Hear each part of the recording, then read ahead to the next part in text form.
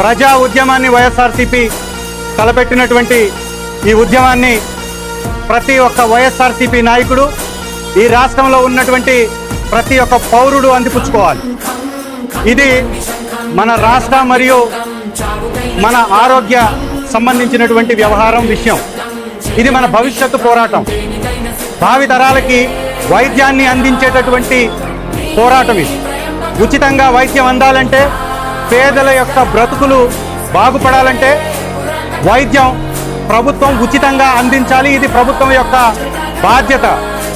ప్రైవేటీకరించి కాసులు దండుకోవాలని చూస్తున్నటువంటి కూటమి యొక్క తప్పుడు విధానాలను ఎండగడుతూ 28వ తారీఖున మన నియోజకవర్గం ఎర్రగొండపాలెంలో ఒక ఉద్యమం వైఎస్ఆర్సీపీ ఆధ్వర్యంలో జరగబోతుంది.